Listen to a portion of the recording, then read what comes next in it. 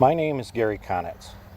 I'd like to introduce you to my longtime friend and associate, Diane Sayer. Diane is initiating a campaign as an independent candidate in 2022 to represent New York in the United States Senate.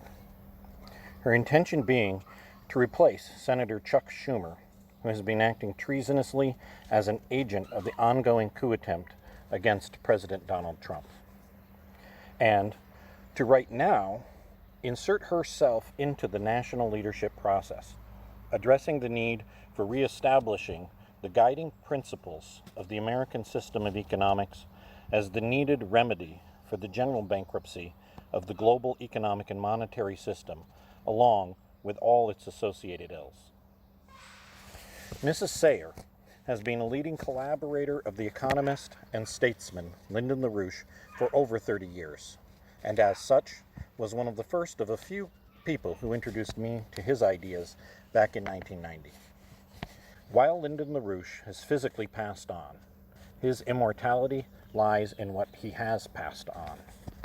He has bequeathed to the United States and to the world a core cadre of leadership, of which Diane Sayer is a part.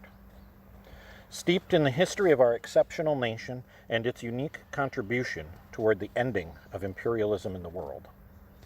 Leadership with a deep appreciation of its founders' development of the principal weapon needed for that end, namely the creation of what is uniquely known as the American system of economics, which gave to mankind the power to make economics involving any variety of explicit or implicit slavery or exploitation in principle obsolete.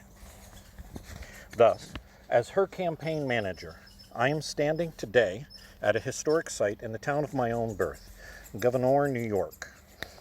This site is a former home of the town's namesake, Gouverneur Morris. Morris was one of the key individuals, along with his close friend and collaborator, Alexander Hamilton, in the drive to replace the Articles of Confederation with an actual federal constitution. He was key in the drafting of that constitution. He was directly the author of its sublime preamble and was arguably the most staunch proponent of including the complete abolition of slavery into that sacred founding document of our republic. The lack of recognition and respect for such sites as this stands as a precursor to the now ongoing wave of vandalism and destruction being carried out by a Jacobin mob for now practicing lynching and burning on our national monuments in the same sort of justice-free mob vigilantism that they will eventually carry out, as the French Jacobins did with such horrific efficiency against any who oppose what they consider to be their revolution. It is a mission of the Sayer for Senate campaign to be sure that the people of not only New York State, but our entire nation, have the opportunity to rediscover the truth of the best of our history as a nation, and their own right to have pride in that historical legacy, their right to build upon that legacy. To that end, we are calling for an immediate moratorium on the removal or destruction of any monuments or historical sites by any means other than a full public discourse on the actual historical contributions of the relevant people presented by those sites and monuments. Also, no monument having been recently removed by mobs or by acts of local officials should be destroyed or disposed of until a full national dialogue has occurred concerning them. There is no end to the evils you will find if you are looking to put down those with imperfections. However, the list of those who have done great good, with or without glaring personal flaws, is quite short. There is plenty of room to be added to that list for those who have the honesty and courage to learn and to tell the truth, especially the truth as to how history is actually made. With the historically American system methods that allowed us to build our nation, and at times to mobilize production for war, as well as to prosper while developing manned missions to the moon. Methods distilled and refined by the economic insights into measurement and forecasting developed by Lyndon LaRouche, who, based on his unique scientific discovery of principle, became the single most successful economic forecaster in our history to date. We are well situated to take the needed measures and initiate a path to not only our own prosperity, but to collaborating with the rest of the world, where we have much to gain, as well as much we can help to do. For this to work, we must throw off the yoke of the British imperial monetary system. To that end, what is needed most is the courage to stand up against decades of misguided prevailing opinions and false axioms. Axioms that go much deeper than the recently acknowledged scourge of fake news. Diane Sayer has that courage, reflecting the courage of our founders when they said, appealing to divine providence for the rectitude of our intentions, we mutually pledge to each other our lives, our fortunes, and our sacred honor. As manager of the Sayer for Senate campaign, I recommend to you the people of New York State, Diane Sayer. I'm Diane Sayer, and as Gary just told you, I'm a candidate for U.S. Senate in 2022. And I'm here today in front of the statue of George Washington at Federal Hall, where he was sworn in as the first president of the United States of America, because I believe that on the 4th of July, it is appropriate to express our gratitude to our founders who risked everything, and many of whom gave everything to establish a republic of the United States of America. I myself am a descendant of Peregrine White, the first baby born in the New World on the Mayflower, as it was anchored offshore of what we now know as Massachusetts.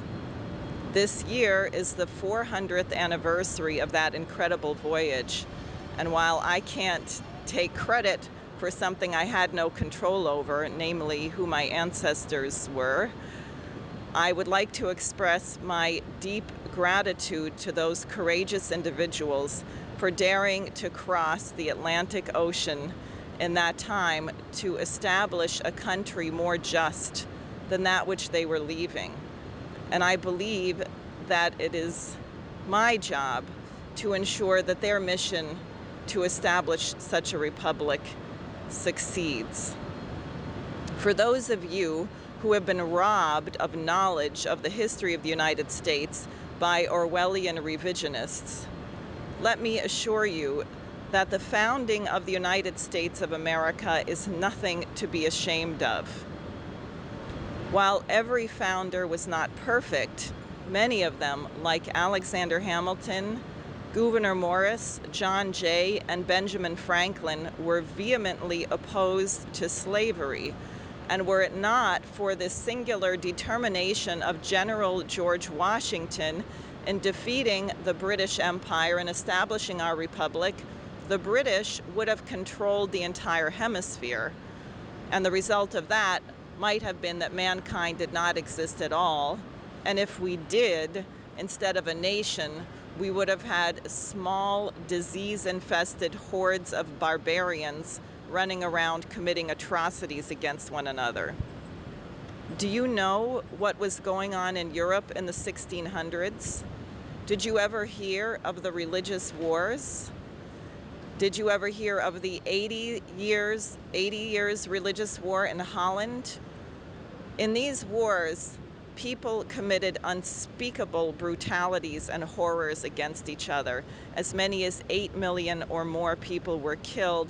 Millions more were maimed and permanently crippled. The conspiracy to create a form of government worthy of the dignity of man, going back all the way to Plato, took root in the 1400s with Joan of Arc, Nicholas of Cusa, and his friend Toscanelli, who designed the maps for Christopher Columbus. It had become clear to them that due to the extraordinary power of the oligarchical system in Europe, that if we were to establish such a government, it would have to be done in the New World. We hold these truths to be self-evident, that all men are created equal, that they are endowed by their Creator with certain inalienable rights, that among these are life, liberty, and the pursuit of happiness, that to secure these rights, governments are instituted among men, deriving their just power from the consent of the governed. Is that true? I know that it is true, and therefore we, as citizens of this republic, are obligated to create a society where this is also true in practice. The American genius Lyndon LaRouche was an expert in how to do that, and for that reason, he was vilified, slandered, and thrown into prison with many of his associates in the late 1980s and 1990s in a witch hunt that presaged the witch hunt going on today against President Donald Trump. My 32-year association with the late Lyndon LaRouche is precisely what qualifies me to replace Chuck Schumer in the U.S. Senate today. In brief, in order to secure the blessings of liberty to ourselves and our posterity, we need to establish economic justice in this nation and in the world. To do that, Lyndon LaRouche's name needs to be cleared, and his program to crush Wall Street and reestablish the Glass-Steagall Banking Act has to happen. We need a national bank, not a privatized Federal Reserve, and we need trillions of dollars of credit, not for Wall Street bailouts of criminal speculators, but to be invested in great projects of transportation, energy, water management, and health care. If we do that, millions of decent-paying jobs will be created, and the productivity of the American people will be vastly increased. We must work with China and Russia to eradicate poverty in Africa, not support the racist, genocidalist Green New Deal, which will lead to the death of billions of people worldwide. This 4th of July, let us resolve to establish a more perfect union by defending the principles of our republic as the great and courageous statesman Frederick Douglass understood them. In this extraordinary moment of human history, don't be a dupe and don't be a bystander. Join me.